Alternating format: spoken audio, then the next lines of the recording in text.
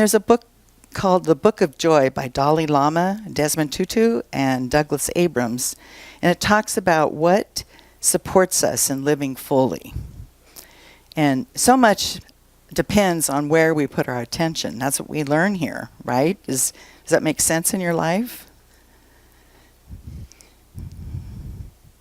It's our own suffering or that of others, or our own perceived separation, or our invisible connection. And there's pillars of joy. One is to be able to reframe our situation more positively. And that's what Billy talked about. You know, he's still not thrilled about the memories of this month, but he's reframing it in his own mind that allows him to be alive past the end of the month. Because he has community, and people don't just say things to him or give him things, but they make him feel very accepted and part of the community, and that's really important. Another pillar of joy is our ability to experience gratitude, and that's really important. You know, we clap, we thank people, we love when Varsha comes and plays her music and brings friends, and it's expressing gratitude. And it's a feeling. I know that you feel it. And our choice to be kind and generous.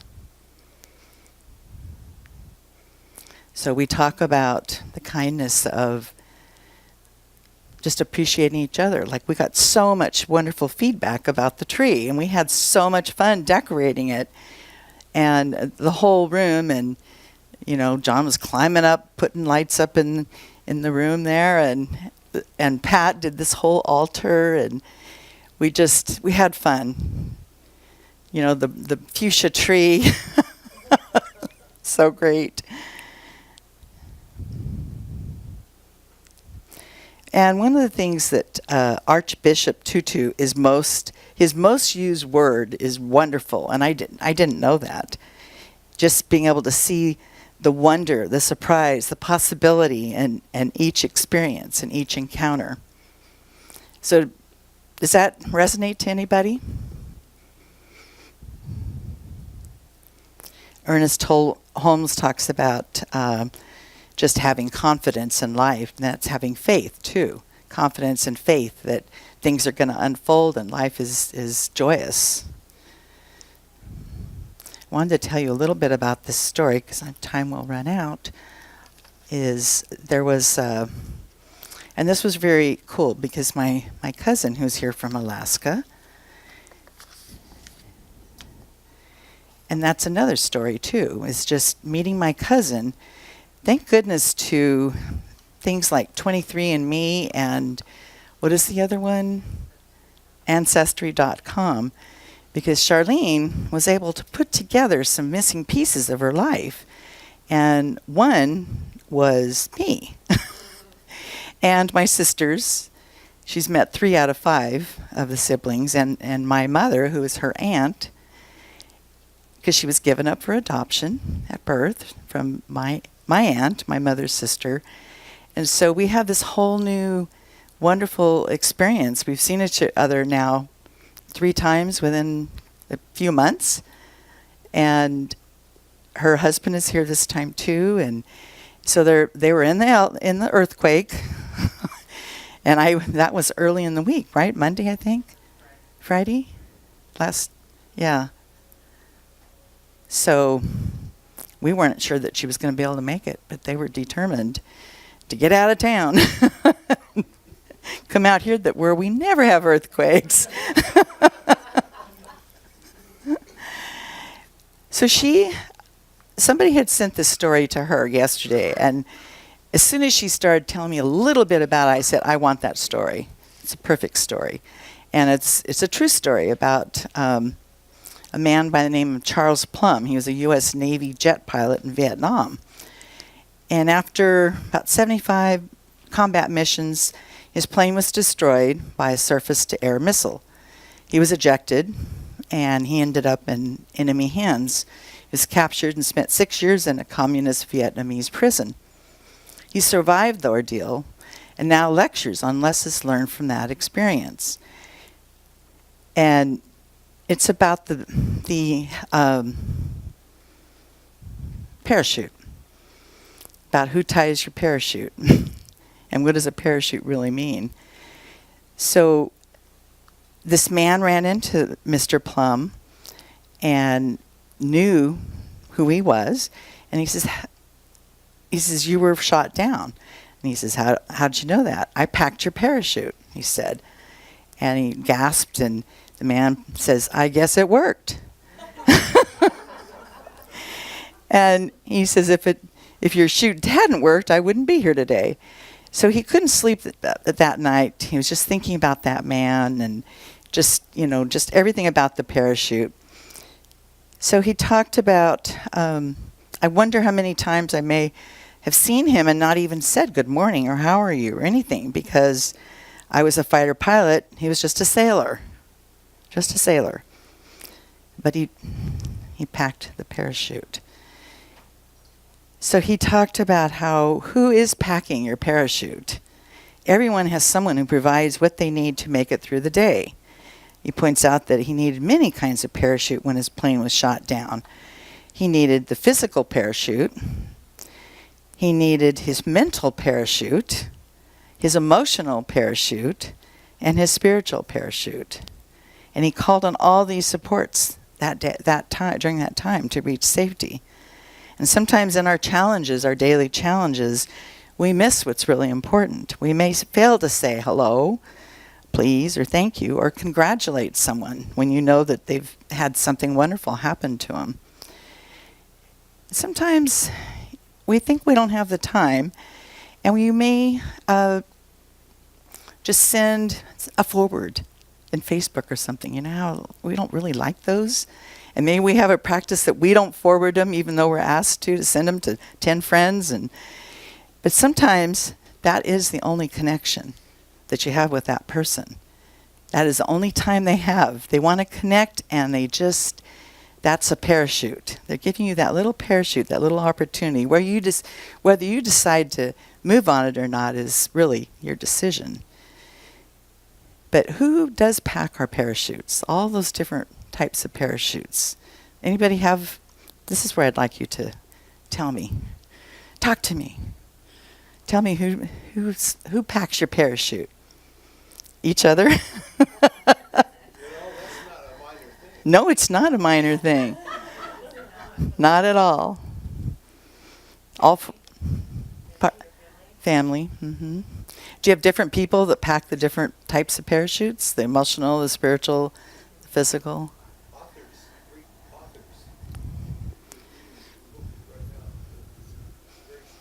Mm-hmm. You guys read together. It's, yeah.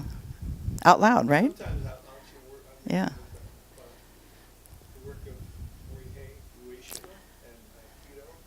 Ah.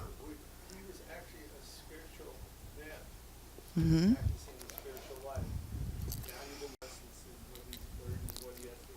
Mm-hmm. That's wonderful.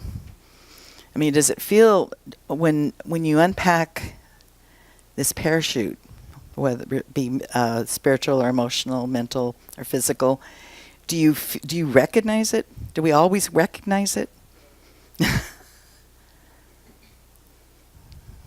Does anybody want to recognize it more? Yes, Richard. The physical parachute, there are actually two parachutes. Your regular chute and your reserve chute. So yeah. Yes. Yes. A backup.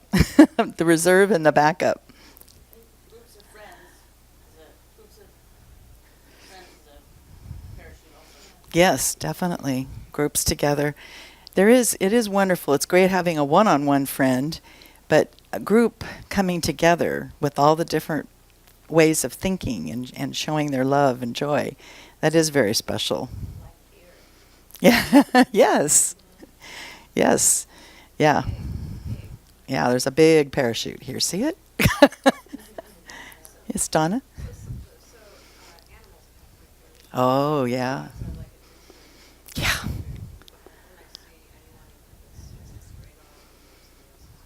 Mm. Yeah. Fast pack, yeah. That's true. I have a little grand puppy now. My daughter has a puppy. And we had him and the kids, so I had 3 extra parachutes last weekend because they all bring their own way of providing that parachuteness. And the puppy is just so cuddly. It's just that love and total acceptance and the trust, the faith that you're going to take care of them. It's very, very sweet. And it's also very humbling. I know that Terry has a little puppy, not really a puppy anymore. He's just, she looks like a puppy because she's so cute and little and beautiful. And I know that puppy is definitely a parachute for your family. Yeah. So,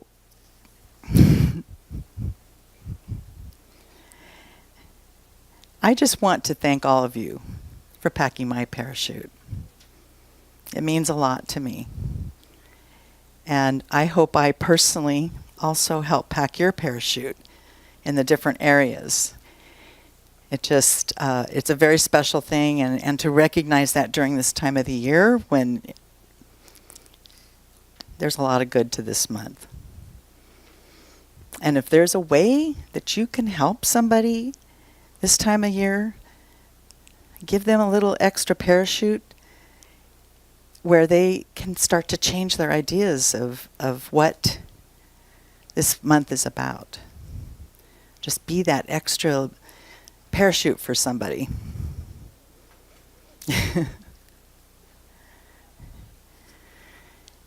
So, yes, yeah. Back to school, February. Yes, Pretty soon, by the end of the year, perhaps we can become better human beings. yes, that's true. You think there's ever a chance we wouldn't need a parachute? No. I don't think so. So thank you for listening, and your homework for this week would be to think of different ways that you, even in a small, tiny way, can pack somebody's parachute.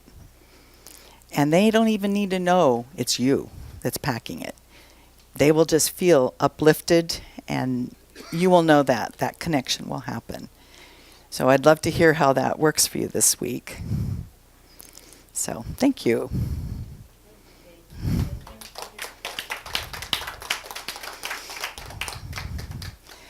So let's pray.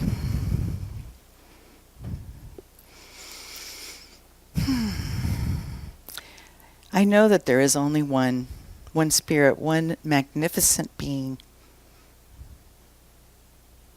that is expert at packing parachutes. We can emulate that because we have all we need to be a better person, to be a person of interest, a person of joy. And I'm just so grateful for what we learn here together and who we bring to as a group of people together, how we affect each other.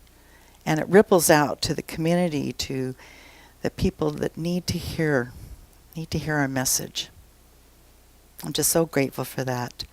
And I know for today and for this week that we just see things through a different lens, in ways of how we can be a better person and be a parachute provider in different ways to different people. And I release this knowing that is happening right now. And so it is.